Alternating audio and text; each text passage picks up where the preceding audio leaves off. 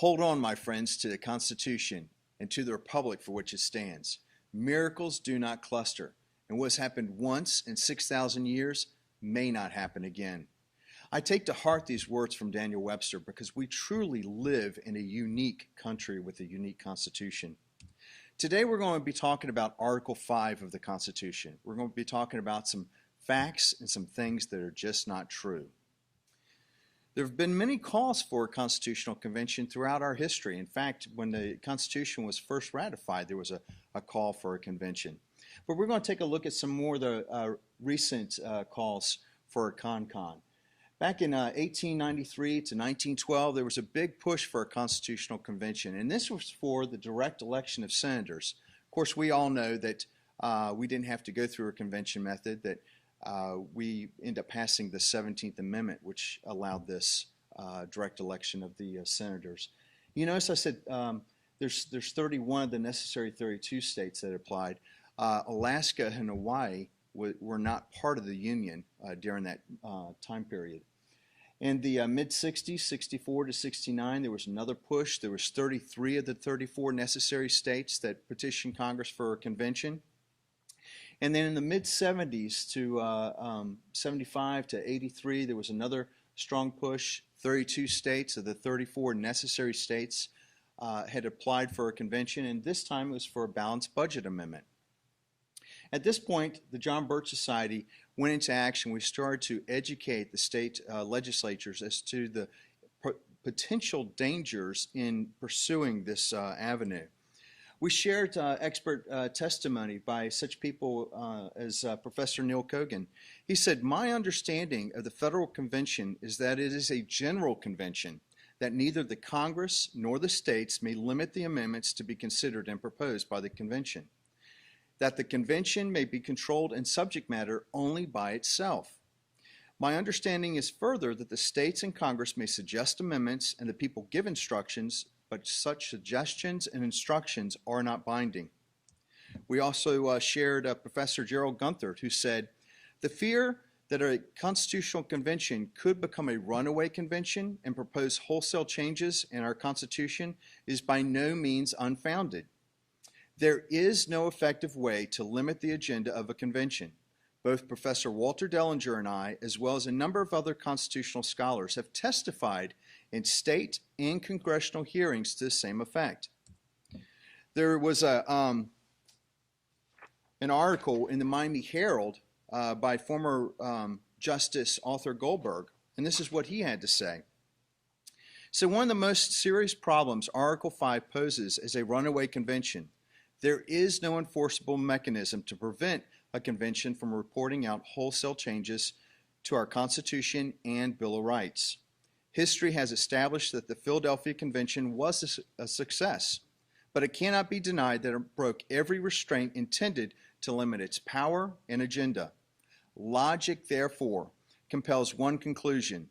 Any claim that Congress could, by statute, limit a convention's agenda is pure speculation, and any attempt at limiting the agenda would almost certainly be unenforceable." He said, "It is my firm belief that no single issue or combination of issues is so important as to warrant jeopardizing our entire constitutional system of governance." Former Chief Justice Warren Burger also wrote several letters, and in one of his letters he stated, "I have also repeatedly given my opinion that there is no effective way to limit or muzzle the actions of a constitutional convention. The convention could make its own rules and set its own agenda. Congress might try to limit the convention to one amendment or to one issue, but there is no way to assure that a convention would obey. After a convention is convened, it will be too late to stop the convention if we don't like its agenda. The meeting in 1787 ignored the limit placed by the Confederation Congress, quote, for the sole and express purpose," unquote. They were able to deliberate in total secrecy and no press coverage and no leaks. Our 1787 Constitution was referred to by several of its authors as a miracle. Whatever gain might be hoped for from a new constitutional convention could not be worth the risks involved. I've discouraged the idea of a constitutional convention, and I'm glad to see states rescinding their previous resolutions requesting a convention. Now, I mentioned that there was a call for a convention right after the Constitution was passed. And in regards to that, James Madison, also known as the father of our Constitution, had this to say. He said, if a general convention were to take place for the avowed and sole purpose of revising the Constitution, it would naturally consider itself as having a greater latitude than the Congress appointed to administer and support as well to amend the system.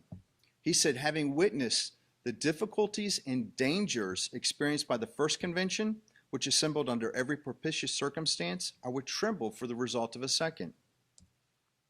Alexander Hamilton also stated, there is an utter improbability of assembling a new convention under circumstances in any degree so favorable as those in which the late convention met, deliberated, and concluded. Now, not everybody was against this idea. In fact, how many have heard of Gore Vidal? Okay, see, a lot of you have heard of him. He was a very liberal, lifelong Democrat, and in 1987, when it appeared that we would have a convention, he spoke before the Oregon State University, and this is what he had to say. It is a nice irony that the far right, disguised as conservatives, can take credit for so fundamental and radical an upheaval. In order to balance by law the budget, to put prayer to God in the schools, to forbid abortion, pornography, and drugs, they have set in motion the great engine that will overthrow the very Constitution which they insist be so strictly constructed.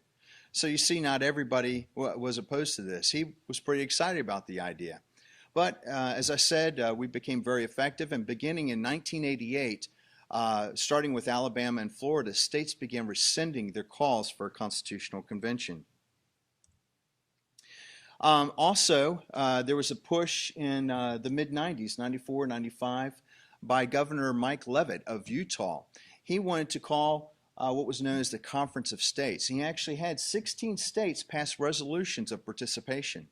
Now, during that time, there was a reporter from the Salt Lake Tribune that was covering this story, and she had given credit to the groups that were stopping this, and she credited the John Birch Society as one of the groups that had put a stop to this Conference of the States.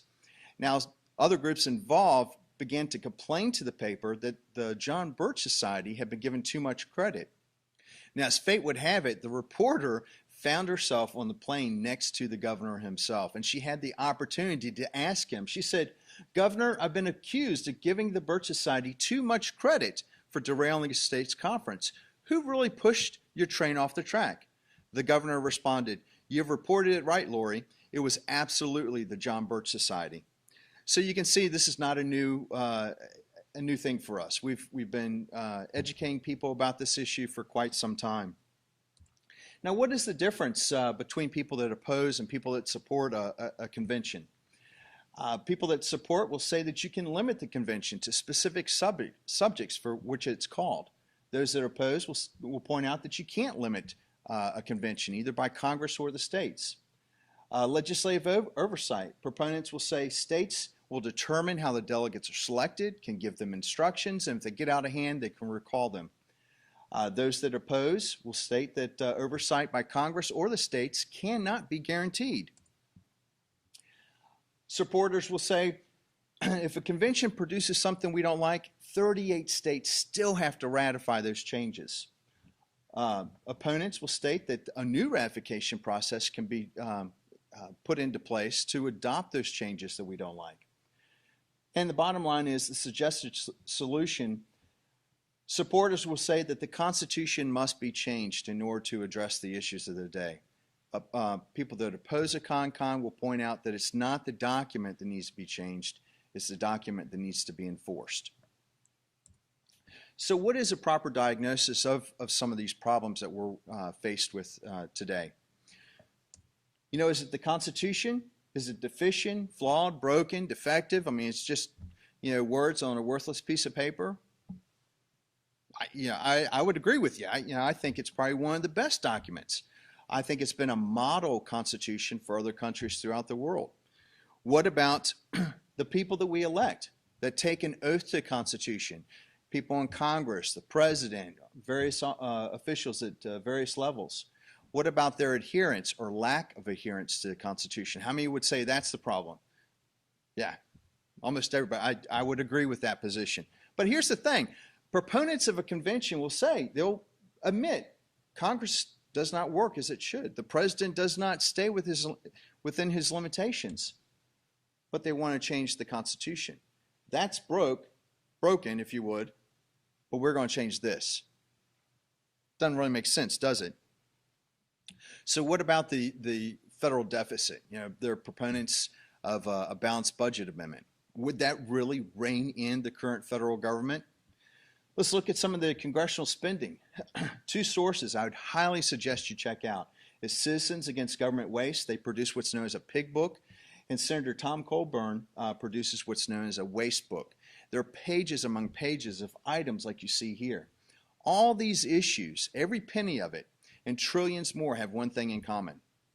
They're all unconstitutional. So let's look at the Constitution. Does the Constitution really address this issue of overspending? Power does not belong to the federal government unless authority is specifically listed in the Constitution. This is known as the principle of enumeration. So if we look at the Constitution, we see that congressmen, all elected or appointed officials, but congressmen are bound by an oath to abide by the limitations specified within the Constitution. Federal government starts off with zero power. It doesn't have all power, and we whittle away at it through the Constitution. It starts off with zero power, and then we enumerate, we list the things that they're able to do. We find in Article 1, Section 9 that Congress must approve any spending through the appropriation of legislation. So if it wants to spend $1 to go buy a Coke down the street, it has to do so through a passage of a law. Now in Article 1, Section 8, we know that Congress can only pass laws in areas that it has jurisdiction in. Okay? And then the Founding Fathers made it quite clear with the 10th Amendment. They said areas not delegated by the Constitution to the federal government are left to who? The states and to the people. James Madison said in Federalist 45, powers delegated by the proposed Constitution to the federal government are few and defined. So we see these areas like foreign aid, environmental protection, housing, healthcare, education, transportation, energy, agriculture. All these things are already addressed within the current Constitution. They're not allowed as part of the areas that Congress can spend money on. Let's look at Article 5 though. In 1776, of course, we know we declared our independence. And then in 1777, Congress crafted a document known as the Articles of Confederation that were sent out to all the states to kind of bind them together, if you will. And all 13 states had to agree to it before it took effect. And so it didn't take effect until 1781. Now, there were problems with the Articles of Confederation, and so different delegates from various states would meet to discuss the issues that they wanted to correct. The last meeting was known as the Annapolis Convention.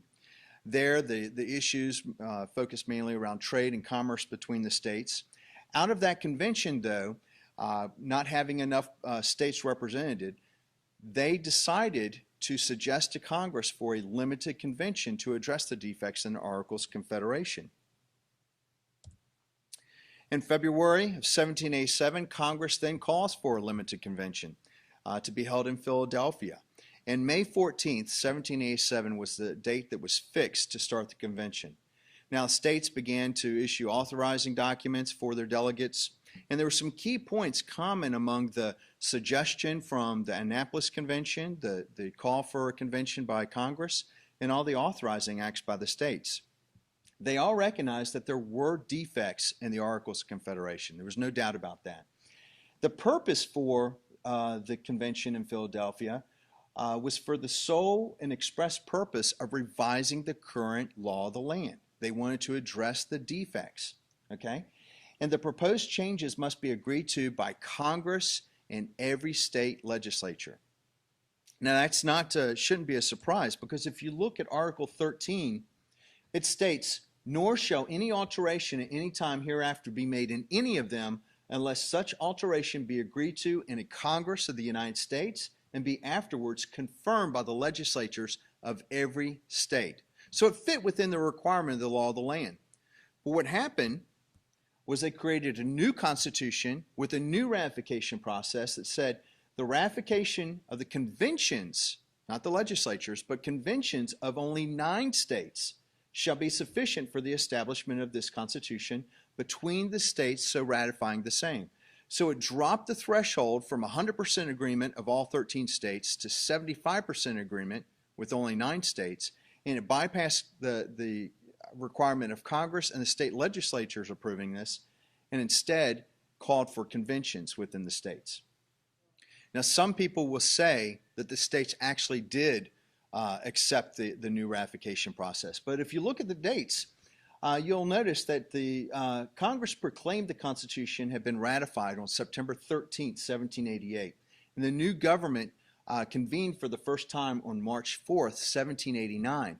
But look at when the states ratified the Constitution. We noticed that North Carolina and Rhode Island didn't even ratify the Constitution until after it went into effect.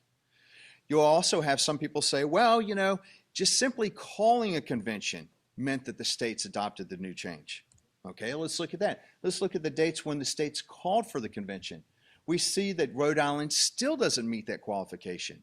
In fact, Rhode Island voted for a state ratifying convention in October of 1787, and they voted no. They rejected the idea. What they did, however, was send 1,000 copies out to all the towns in Rhode Island, and the people end up taking a vote in March 1788. And the people, 92% of the people, overwhelmingly rejected the new Constitution, which includes the new ratification process. In fact, the General Assembly took at least 4 additional votes on having a state ratifying convention, and they said no, no, no, no. It wasn't until January 17th of 1790 that they voted affirmatively that they would call a ratifying convention. So we see that that doesn't satisfy the requirements of the then current law of the land, the Articles of Confederation. Now, the Articles of Confederation was a completely different document, okay? The Constitution wasn't just some small changes. If you look at some of the features of the Articles of Confederation, we find that there was no executive branch, okay? There was no way to enforce the laws that Congress had passed.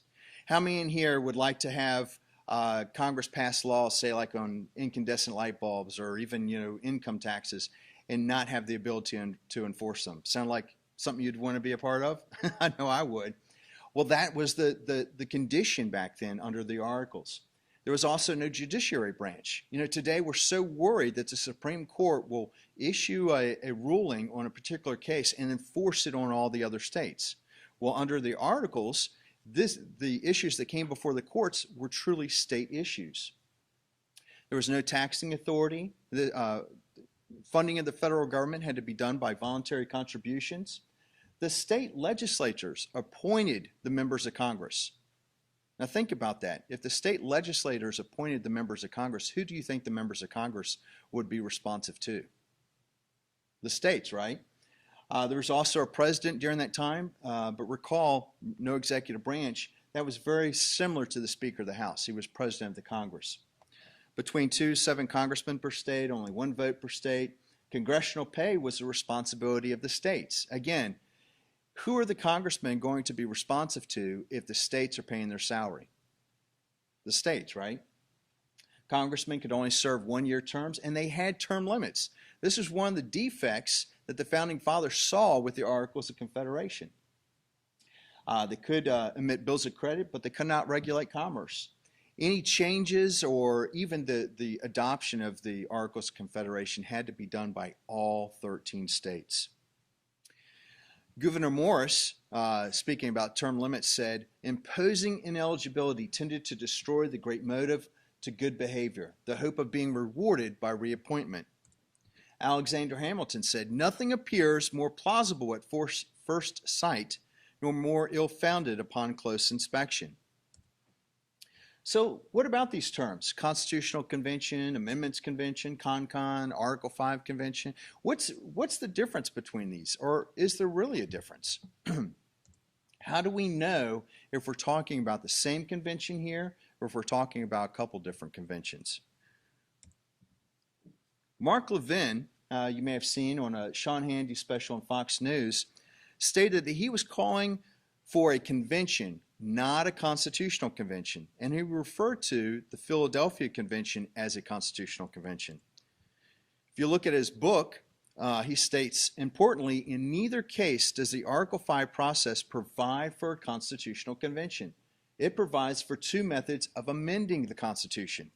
So it sounds like he's saying there's a couple different conventions we could be discussing, right? Mark Meckler stated, under Article 5, the states, via the state legislatures, have the right to call for an amending convention, Meckler explained. And it's important that we get our language right. It's not a constitutional convention. It does not open the whole Constitution up. This is an untruth that is stated by those people who are against it. It is an amending convention, which must take place under the rubric of the Constitution itself. And the way it happens is 34 states issue a call for a convention. This website, they say, those who oppose the use of Article 5 like to use the terms interchangeably. They say that a CONCON is dangerous and could result in the destruction of the American system of government. Any sane person, they say, wouldn't dream of pursuing a CONCON. Well, we agree. A constitutional convention would be dangerous, could very well result in disaster. But we don't want to call a constitutional convention. We want to call a convention of states. So how do we know what each of these terms are referring to? Are they referring to the same convention, or are they different? The easiest way to tell is by asking this simple question. What part of the Constitution grants the authority for the convention that you're talking about? Someone says, hey, I'm for an amendments convention or a convention of the states. What part of the Constitution grants the authority for the convention that you're promoting? Someone talks about a CONCON. What part of the Constitution grants the authority for the convention that you're talking about? Regardless of the terms, they'll all point to the exact same phrase in the Constitution, which states, the Congress, on the application of the legislatures of 2/3 of several states, shall call a convention for proposing amendments. So let's look at this clause in the text of all of Article 5. We'll notice that in Article 5, there's two methods for changing the Constitution. There's also two proposals for accepting those changes, and we find two limitations. Now, if you look at the bottom where the limitations are listed, you'll see ... And the reason for that is because it states that no amendment which may be made prior to the year 1808 shall in any manner affect the first and fourth clauses of the 9th section of the first article. Now, because it's past 1808, we're going to ignore this portion. Now, let's look back at Mark Levin's book. He states that the fact is that Article 5 expressly grants state legislatures significant authority to rebalance the constitutional structure. All right? So as we go through Article 5, let's keep this in mind, and let's look for where it expressly grants state legislatures significant authority. Now here we find that Congress is a subject, okay? And we also notice that there's a conjunction, an or. See where the or is highlighted? So we know that Congress can do two things. It can do one thing or another. It states that Congress shall propose amendments to this Constitution. And we notice that there's a dependent clause before that, right? Whenever 2/3 of both houses shall deem it necessary. So the first thing that Congress can do is propose amendments if 2/3 of the House and 2/3 of the Senate agree to do so. Or what else can Congress do? Congress shall call a convention for proposing amendments. And again, there's another dependent clause prior to that, which says on the application of the legislatures of 2/3 of several states. Do you see any significant authority granted to the states? Me either. But what I do see is that Congress is given the power to propose amendments or to call a convention. The states, they have power to petition Congress. And that petition power doesn't really kick in until 34 states do so. But once 34 states petition Congress for a convention, Congress is constitutionally required to call that convention. Now that brings us to Article 1, Section 8, which delegates to Congress the power, quote, to make all laws which should be necessary and proper for carrying into execution the foregoing powers. That's referring to clauses 1 through 17. And all other powers vested by this Constitution, unquote. Now, we're familiar with Article 1, Section 8, the majority of the powers granted to Congress, but there's powers granted elsewhere, such as Article 1, Section 2, grants the power to conduct a census every 10 years. Therefore, Congress has the power to pass laws to conduct that census. We also find in Article 3 that Congress has the power to limit the appellate jurisdiction of federal courts, including the Supreme Court. So Congress also has the power to pass laws in that area. We also see it's given power to call a convention. The power to call a convention for proposing amendments is one of those all other powers. Therefore, pursuant to that power, Congress may enact whatever law which shall be necessary and proper for carrying into execution the power to call a convention. How many have heard of the Congressional Research Service? Okay, a few of you. It was established in 1914 and renamed in 1970 to its current title of Congressional Research Service. It provides policy and legal analysis that is authoritative, objective, and nonpartisan for committees and members of Congress. It is considered a valued and respected resource on Capitol Hill. Now, when people get elected to the House or to the Senate, they come with different backgrounds, different strengths, different weaknesses. They're not going to be able to answer every question that comes before them. So this branch was, or this department, agency, if you would, was established to help provide members of Congress with materials on how to make votes on issues that they weren't familiar with.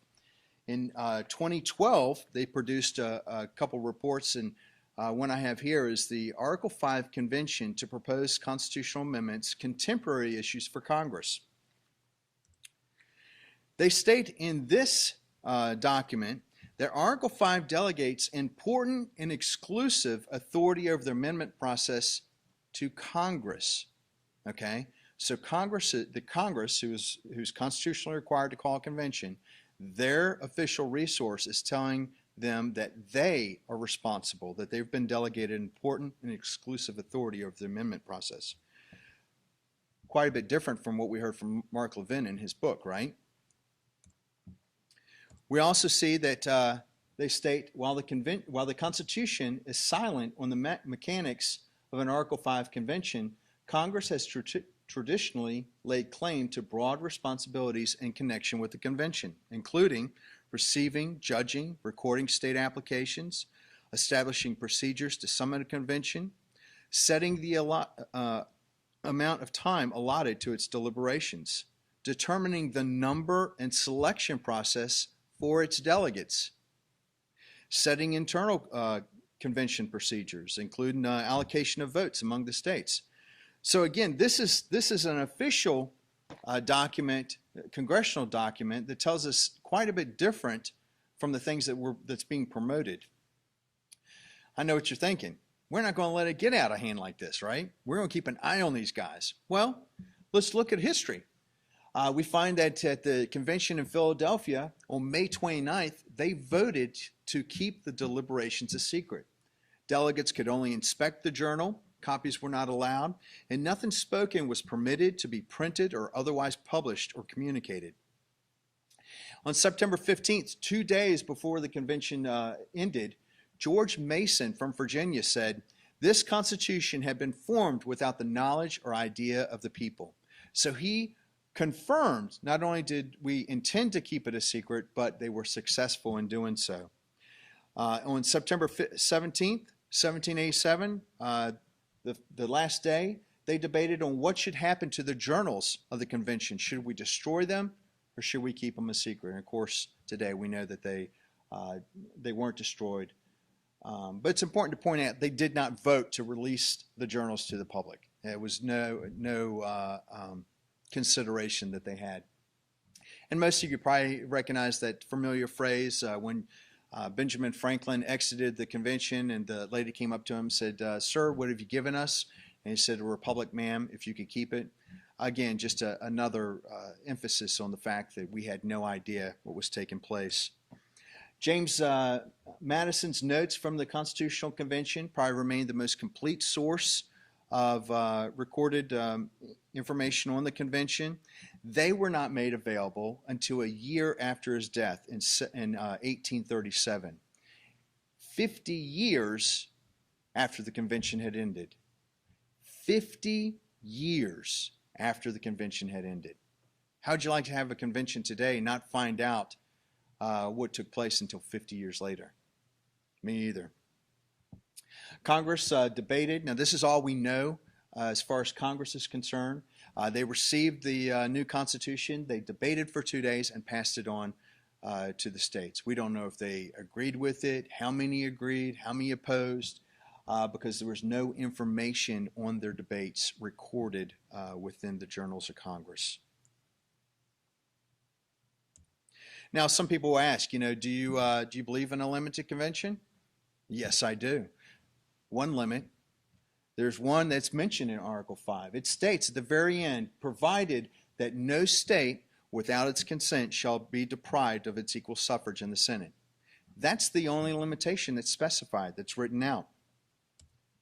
Can a convention alter the freedom of speech, freedom of religion, press, the things that we find in the First Amendment? Constitutionally, yes, they can. What about the right to keep and bear arms? Can a convention alter those rights? Yes, they can. What about the protection against unreasonable searches and seizures without probable cause, or the right to a speedy and public trial, trial by impartial jury?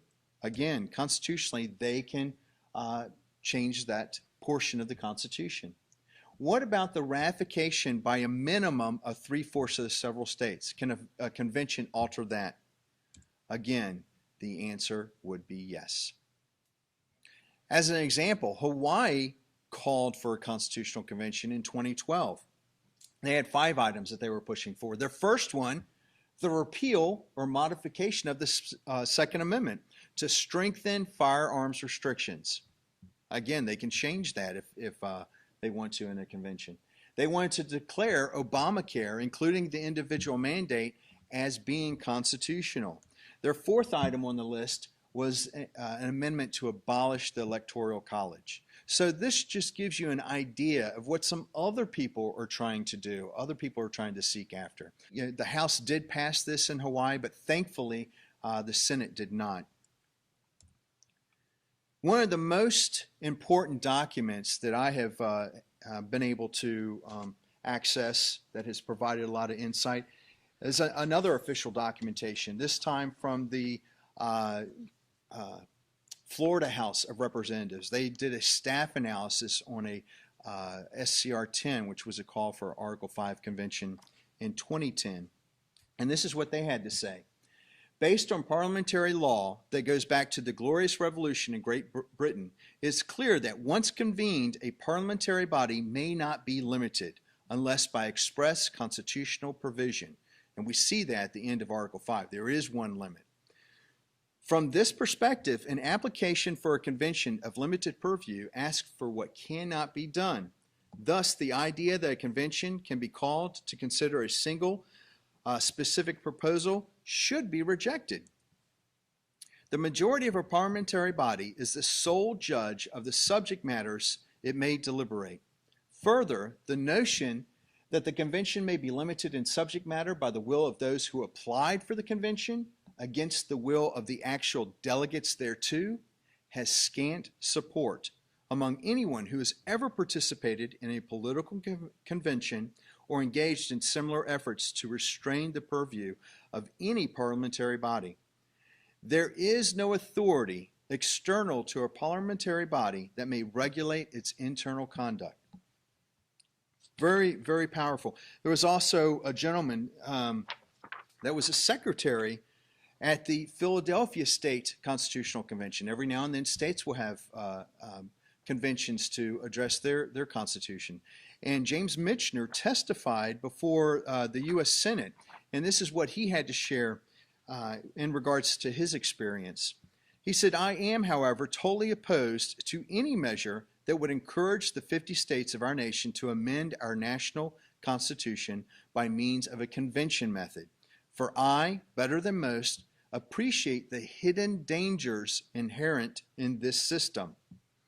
I do believe that any prior law, no matter how carefully drawn, cannot inhibit or restrict or delimit a constituent assembly once it convenes. Of course, those initiating the convention will say, but its field of legal operation is limited. We have said so. My contention is that it cannot be so limited. At the moment a convention is assembled and sworn in, it becomes a self-directing body with only such limitations as it prudently places upon itself. And the prior constraints, which have so carefully been placed upon it, no longer apply. Patrick Henry, my favorite founding father, said, I have but one lamp by which my feet are guided, and that is the lamp of experience. I know of no way of judging of the future but by the past. Ladies and gentlemen, we have a past that we can go back to and look at this issue. We have documentation, official documentation from a congressional source, from state legislator sources, from congressional hearings. We can go back to our founding fathers, the notes that James Madison took, the ratification debates in the several states. We have some source information that we can reference. I would encourage you to do so. If you take anything away from this presentation, I hope it's this. The idea of changing the Constitution to address the people that do not adhere to its limitations is not a solution at all. We must be able to enforce the document as it stands. If we cannot enforce our elected officials abiding by the limitations of the current Constitution, if we can't enforce the 10th Amendment, how are we ever going to expect to enforce a new amendment? For more information on this topic, I would encourage you all to visit the John Birch Society's website at jbs.org or call our toll-free number at 1-800-JBS-USA #1. Thank you.